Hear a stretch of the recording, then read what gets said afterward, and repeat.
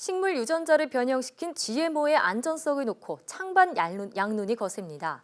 지구촌의 식량난을 해결할 제2의 녹색혁명이라는 의견도 있지만 아직 안전성이 입증되지 않은 만큼 자제해야 한다는 의견도 있는데요. 오늘 과학 돋보기에서는 유전자 식품에 대해 자세히 알아보겠습니다.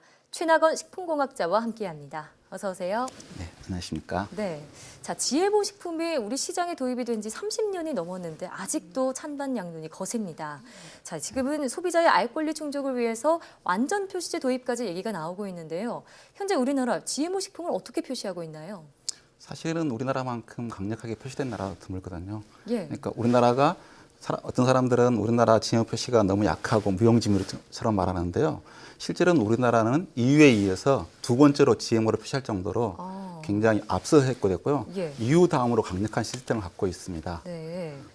자, 그러면은 현재 어떻게 표시를 하고 있죠? 그러니까 GMO의 성분이 포함된 건 반드시 GMO라고 표시하게 돼 있고요. GMO가 아닌 난GMO는 얼마든지 난GMO라고 표시하게 돼 있죠. 예.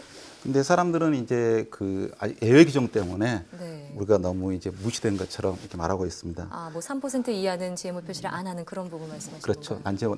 그러니까 사실은 우리나라가 수입하고 있는 GMO는 예. 옥수수하고 콩이 전부거든요. 그렇죠. 근데 수입해 온 것을 갖다 그대로 먹는다고 무조건 표시를 해야 되는데 그 중에 실제로는 그 전분당하고 식용유만 추출해 쓰고 있거든요. 예, 그렇군요. 근데 여기에는 기존의 작물과 전혀 차이가 없고요. 예. GMO 성분도 남아있지 않기 때문에 네. 여기다가 GMO를 표시한 것은 생산자하고 소비자한테 전혀 이익이 되지 않죠. 그 부분 뒤에서 좀 더 살펴보도록 하고요. 자, EU 다음으로 지금 표시제가 가장 엄격하다고 하셨는데요. 자, 그래도 불구하고 이 완전 표시제에 대한 국민청원이 20만 명을 넘을 정도로 이 목소리가 참 거세고 있습니다. 이 부분은 어떻게 보고 계신가요?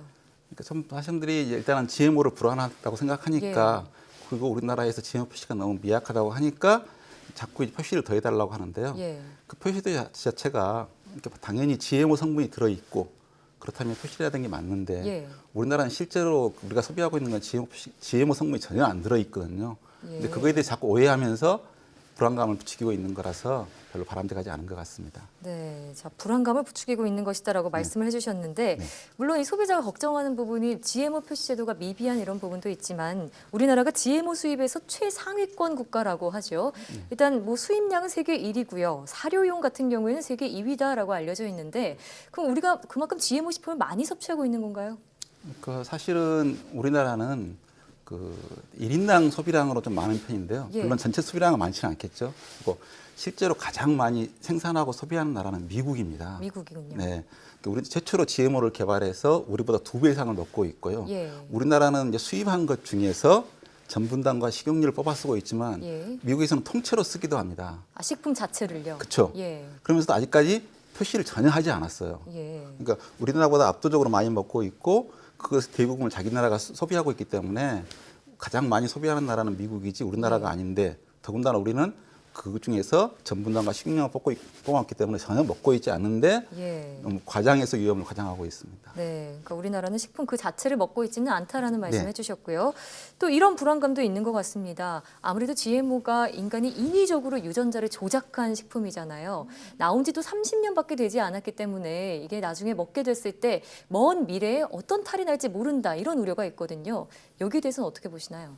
그러니까 사실은 그 보통 이제 새로운 기술인데 인간이 개발한 이게 큰 오해가 있는 것 같아요. 인위적인 조작 기술. 네. 그러니까 실제로 우리는 이제 우리 유전자가 우리 부모로부터만 내려온다고 생각하고 있는데 실제로 그렇지는 않거든요. 그러니까 원래 유전자 기술이 그 세균에서 발견된 기술이거든요. 최근에 굉장히 많이 활용되고 있는 유전자 과학 기술이 있는데 그것도 세균에서 발견된 기술입니다. 그러다가 인간들이 이제 과학이 발전하면서 아 이런 기술이 있네 하고 인간이 그 기술을 활용하는 게 최근인 거지. 자연에는 원래 있던 거고요. 그래서 과학자들이 밝힌 것 중에 하나가 뭐냐 그러면 우리가 많이 먹고 있는 고구마가 아 천연 GMO네 그걸 밝힌 거죠. 천연 GMO 식품이라고요? 고구마가. 그렇죠. 그러니까 사실은 과학자들이 연구를 해보니까 원래 고구마는 별로 쓸모없는 작물이었는데 세균에 의해서 외부 유전자를 갖다가 그 들어가면서 그때부터 본격적으로 재배하기 때 편해지고 먹기 때 편해지는 그런 작물로 밝혀진 거죠. 아, 그렇군요. 자, 그러면은 GMO에 대한 이런 안전성 논란이 좀 과장됐다고 보시는 건가요? 네, 그렇습니다. 보통 사람들은 이제 검증 기간이 짧았다 30년밖에 안 됐다 그러는데 저희 인슐린이 사실 첫 번째로 만들어진 GMO 상품이거든요. 그러니까 저희가 이제 당뇨병 환자 같은 경우 인슐린이 분비가 안 되기 때문에 문제가 되지 않습니까? 예. 그럼 인슐린을 구하려면 인슐린은 한 51가지 아미노산으로 되어 있는 단백질입니다. 단백질은 화학적으로 합성이 안 되거든요. 예. 그래서 옛날에는 이제 그 소라든가 돼지 그것에 잡은 다음에 췌장에서 꺼냈어요. 그러다 보니 가격 비싸지, 미생물 오염될 가능성이 있지, 인간의 인슐린과 약간 모양의 차이가 있어가지고 면역 반응도 일어나지. 그걸 갖다가 인간의 유전자를 갖다가 세균이 대장균에다 집어넣고 대량 생산해서 그 GMO 성분인 단백질만 추출해가지고 예. 사용하기 시작한 게 벌써 40년이 넘었습니다.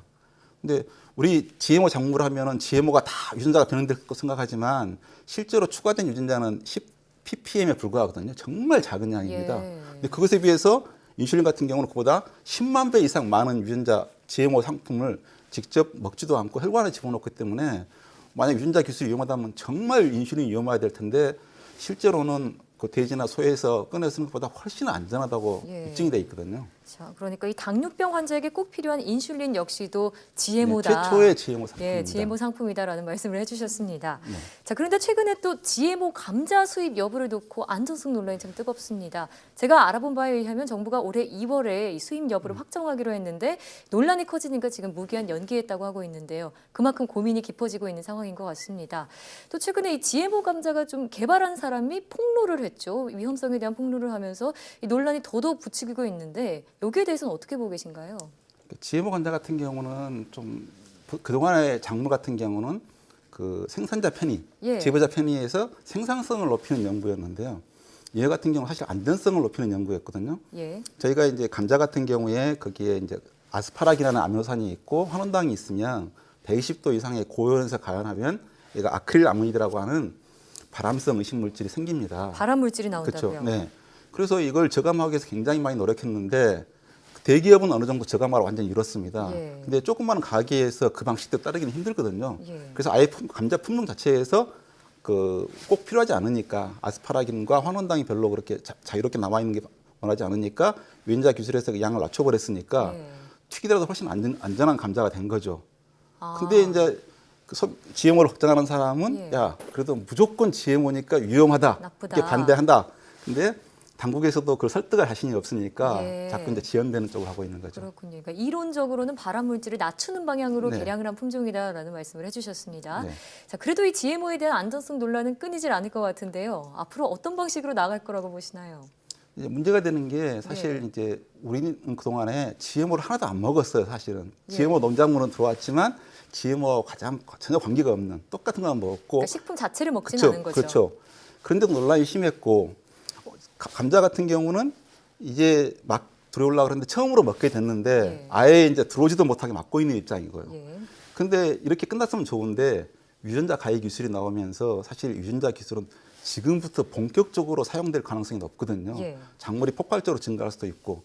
근데 그거에 대해서 우리 판단 기준은 너무나 진짜 무조건 세국정책처럼 반대만 하는 입장이라서 좀 더 우리의 그 시각처에서 안전성 평가 시스템이 어떻게 되고 있는지 잘 들어올 필요가 있을 것 같습니다. 예. 정말 이 GMO 논란이 쉽게 가라앉지는 않을 것 같습니다. 자, 하지만 정부가 좀 더 정확한 정보와 통계를 국민들에게 알릴 필요는 있지 않을까요? 그렇죠. 그러니까 네. 사실은 정부가 알리고 있는데요. 예. 그러니까 식약처의 안전성 검사 시스템은 사실은 GMO를 위해서 개발된 게 아니고 예. 모든 식품, 모든 첨가물, 모든 의약품을 위해서 개발된 거라서 꽤 믿을만 하거든요. 예. 이쪽에서 충분한 시간을 두고 완전히 검토해서 안전합니다 하면 좀 믿어주는 태도 필요한데 예. 무조건 반대, 듣지도 않고 반대를 하니까 네. 소통이 전혀 안 일어나니까 식약처에서도 정확한 정보를 주려고 별로 노력하지도 않죠. 예, 그렇군요. 네. 어쨌든 정부뿐만이 아니라 국민 자체도 정부의 말을 좀 듣고 이해하려는 노력을 해야 한다. 이런 네, 말씀이시네요. 같이 노력해야 될 것 예, 같습니다. 그렇습니다. 자, 지금까지 최낙원 식품공학자와 함께 이야기 나눠봤습니다. 오늘 말씀 고맙습니다. 네, 감사합니다.